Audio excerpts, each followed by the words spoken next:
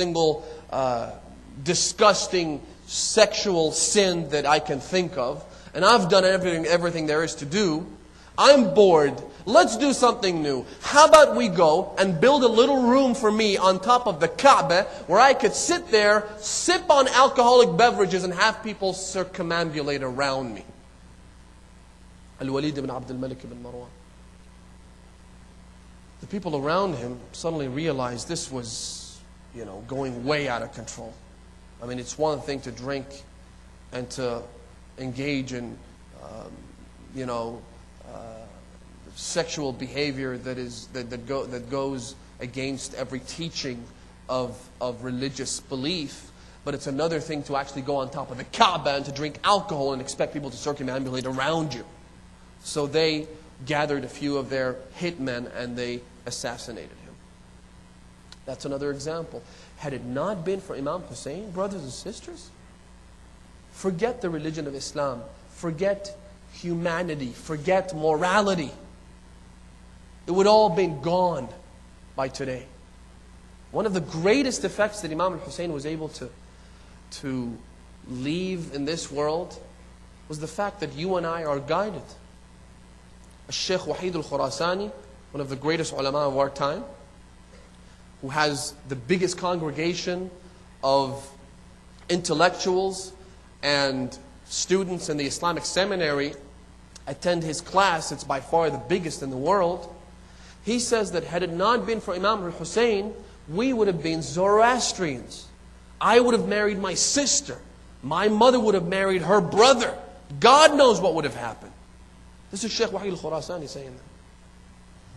If Imam al-Hussein had not risen at the time that he did, we would probably be Hindus by now.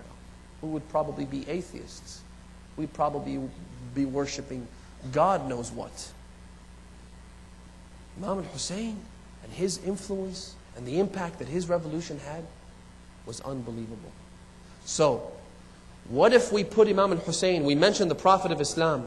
Why is Imam al-Hussein not better, not more important, but more influential with regards to us than even the prophets and the messengers? I'll tell you a very short story. A man by the name of Buhlul, you're all familiar with him. Buhlul was a companion of Imam al-Sadiq, a man who was instructed to pretend to be insane in order to preserve his life, in order to protect the Shia of Ahlul Bayt. And there's a long story that led to that, but that's another story for another day. One day Buhlul embarks on a journey to the Hajj, to the house of the Lord, to perform the pilgrimage. As soon as you enter Masjid al-Haram, the Grand Mosque, we are all instructed to do what? To say, Assalamu alayka ya Rasulallah. We're not in the shrine of the Prophet. And yet when we look at the house of Allah subhanahu wa ta'ala, we say, Assalamu alayka ya Rasulallah. Buhlul walks in, he looks at the Kaaba, truly majestic, beautiful scene. One tradition states that those who perform the Hajj are rewarded for three things, three acts. The first and the most rewarding of the three is to perform the tawaf, the circumambulation around the Kaaba. The second most rewarding act is to perform salah right in front of the Kaaba. The third is simply gazing at the Kaaba, to look at it. Allah subhanahu wa ta'ala rewards you for that. So he sits there, looks at the Kaaba, enjoying this beautiful scene. And he says, Oh Allah, thank you. Thank you for all the blessings, the bounties, the gifts. The gift of life, the gift of existence, the gift of guidance, everything that you've given us is so great. We thank you for that, O Lord. But oh God, I got a piece of advice for you. I mean, obviously, he's pretending to be insane. And yet, within his words, which somehow they feel as if they're coming from someone who's not in all of the faculties of the mind, there were embedded subliminal messages that are truly profound. He says, oh God, I got a suggestion. I got a piece of advice for you. Please don't forget the role that your prophet played. Because had it not been for him, I wouldn't be here worshiping you. Had it not been for him, I would have been an idolater, creating an idol, a statue made of dates, and then when I get hungry, I go back to the idol and eat it. That's what I would have been doing had it not been for the Prophet. Gets up, goes to the city of Medina. Anyone who performs Hajj and does not visit the Prophet of Islam, فَقَدْ جَفَانِي, the Prophet says. He has disrespected me. He has underappreciated me. He goes to the Prophet in Medina. He enters the mausoleum, the mosque of Rasulullah. Assalamu alayka ya Rasulullah. O Prophet, oh, the things that you endured for us. Oh, the things that you would not do for our salvation. 23 years of nothing but pain. 23 years of nothing but trials and tribulations until you said, مَا أُوذِيَ نَبِيٌّ بِمِثْلِ مَا أُوذِيتُ. There's no prophet who has endured more pain than I have. Thank you for all of that. How could we ever show you our gratitude? But I got a piece of advice for you too. Don't you ever forget the role of Ali ibn Abi Talib. Had it not been for him, you would have been killed in the first battle where you encountered the mushrikeen. Because he was the only one who stayed back while everyone else fled from the scene. Ali ibn Abi Talib was the one who protected you. He was the one who saved your life. He was the one who helped spread this message. He was the one who would walk around with you in case anyone tried to harass you. Ali ibn Abi Talib was the one who, after your death, was the one who carried your message. Don't forget his role.